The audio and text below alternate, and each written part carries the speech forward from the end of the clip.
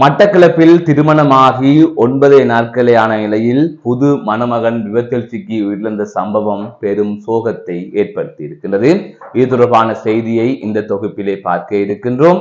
மற்றொரு செய்தியாக கிளிநொச்சியில் டிப்பர் சில்லுக்குள் சிக்குண்டு 1.5 வயது குழந்தை உயிரிழந்த சம்பவம் பெரும் சோகத்தை ஏற்படுத்தி இருக்கின்றது. இது தொடர்பாகவும் இந்த தொகுப்பிலே விரிவாக பார்க்க இருக்கின்றோம். மற்றொரு செய்தியாக கண்டியில் துப்பாக்கி சூட்டு சம்பவம் ஒன்று பதிவாகி இருக்கின்றது. தேவாலயம் மீதே இந்த துப்பாக்கி பிரயோகம் மேற்கொள்ளப்பட்டிருப்பதாக தற்பொழுது தகவல்கள் வெளியாகி இருக்கின்றது. இது தொடர்பான மேலதிகமான தகவலையும் இந்த தொகுப்பிலே பார்க்க இருக்கின்றோம். ஐதவிர காலி உணவகம் ஒன்றுக்கு உணவருந்த சென்றவர்கள் மீது உணவகத்தில் கடமையாற்றுகின்ற மேலாளர் உள்ளிட்ட பலர் தாக்குதல் நடாத்தியிருந்தார்கள். அவர்களுக்கு நீதிமன்றம் அதிரடி உத்தரவை பிறப்பித்திருக்கிறது. இது தொடர்பான செய்தியையும் பார்க்க இருக்கின்றோம். இவை தொடர்பாகத்தான் இந்த தொகுப்பிலே விரிவாக பார்க்க இருக்கின்றோம். அதற்கு முதல் ஜேகே ரிப்போர்ட் எனப்படுகின்ற இந்த யூடியூப் சேனலை சப்ஸ்கிரைப் செய்து கொள்ளுங்கள். தொடர்ந்து அருகில் இருக்கின்ற பெல் பட்டனை கிளிக் செய்வதன் ஊடாக நான் போடுகின்ற ஒவ்வொரு காணொளிகளையும் நீங்கள் உடனுக்குடன் பார்த்து கொள்ள முடியும். நான் நடராசா ஜெயகாந்தன். தற்பொழுது செய்திகளுக்குள்ளே செல்லலாம். மட்டக்களப்பில் இடம்பெற்ற கோர விபத்தில் திருமணமாகி 9 நாட்களே ஆன புது மணமகன் உயிரிழந்த சம்பவம் பெரும் சோகத்தையும் அதிர்ச்சியையும் ஏற்படுத்தி இருக்கின்றது. இந்த சம்பவம் நேற்றைய தினம் மாலை பதிவாகி இருப்பதாக கூறப்படுகின்றது. நேற்றைய தினம் மாலை மட்டக்களப்பு சந்திவெளி பிரதான வீதியில் சந்தைக்கு முன்பாக இவ்வாறு ஒரு விபத்து சம்பவித்திருந்ததாக கூறப்படுகின்றது. 2 மோட்டார் சைக்கிள்கள் நேருக்கு நேர் மோதி இந்த விபத்து சம்பவித்திருந்ததாக நேற்று மாலை செய்திகள் வெளியாகியுள்ளது. அதன் தொடர்ச்சியாகத்தான் இவ்வாறு புது மணமகன் உயிரிழந்ததாகவும் கூறப்படுகின்றது.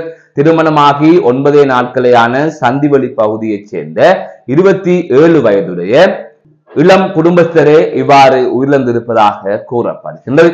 அதன் தொடர்ச்சியாக மேலதிகமான விசாரணைகள் மேற்கொள்ளப்பட்டு வருகின்றது.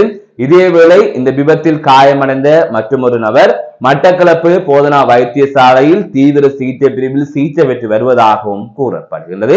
மேலதிக விசாரணைகளை போலீசார் மேற்கொண்டு வருகின்ற நிலையில் இவ்வாறு திருமணமாகி 9 நாட்களேயான அந்த புது மணமகன் உயிரிழந்த சம்பவம் அப்பகுதியிலே பெரும் துயரத்தை ஏற்படுத்தி இருக்கின்றது. சந்திவெளியில் கரப்பந்தாட்ட போட்டி ஒன்று இடம்பெற்ற நிலையில் அதில் பங்கு பெற்றுவதற்காக உணவு வாங்க சென்ற போதே புது மணமகனுக்கு இந்த துயரமான சம்பவம் சம்பவித்திருப்பதாகவும் மற்றொரு தகவலிலே குறிப்பிடப்பட்டிருக்கின்றது.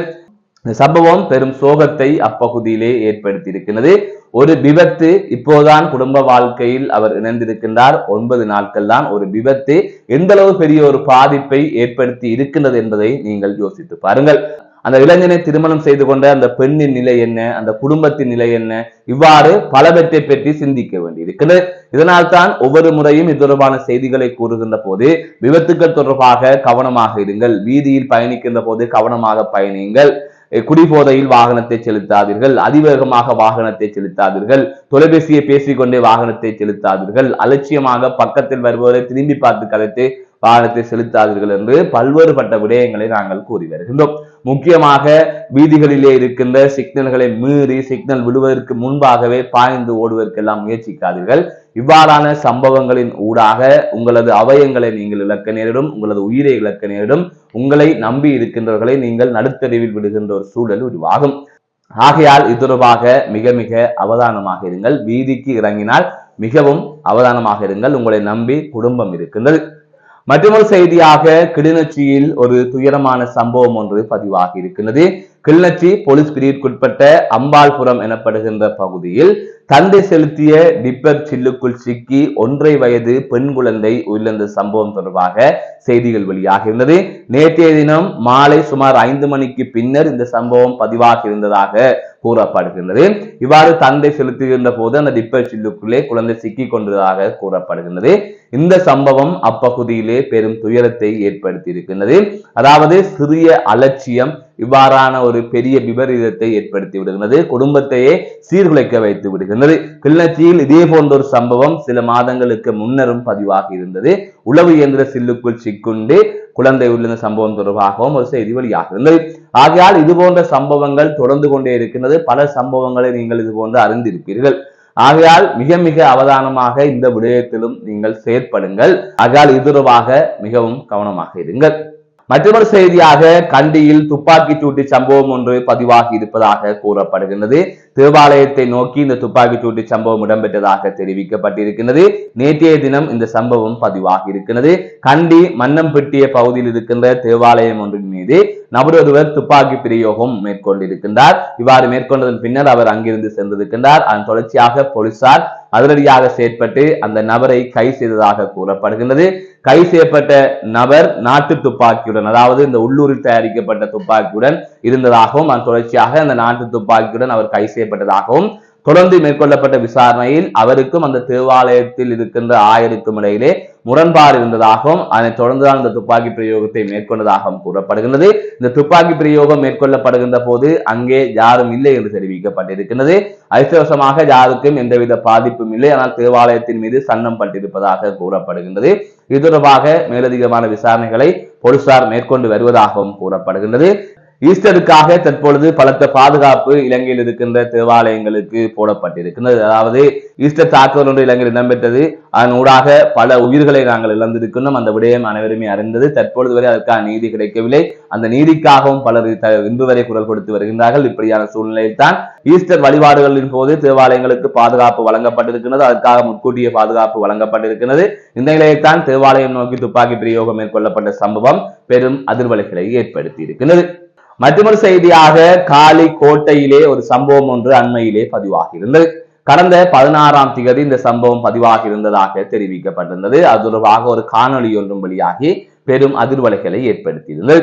அதாவது காலி கோட்டையில் இருக்கின்ற உணவகம் ஒன்றுக்கு உணவு அருந்துவதற்காக சிலர் செல்கின்றார்கள். அவ்வாறு அவர்கள் அங்கு சென்ற போது அங்கே உணவு தருகின்றோம் என்று கூறிவிட்டு பின்னர் உணவு இல்லை என்று குறிப்பிட்டிருக்கின்றார்கள். அதாவது 30 நிமிடங்களுக்கு பின்னர் உணவு இல்லை என்று சொல்லி குறிப்பிட்டிருக்கிறார்கள். அப்போது உணவருந்த சென்றவர்கள் இதனை முதலே சொல்லியிருக்கலாம் தானே, ஏன் இவ்வளவு நேரம் தாமதமாக சொன்னீர்கள் என்று கேட்க அது வாக்குவாதமாக மாறியது. அதற்கு பிறகாக மோதலாக மாறியது.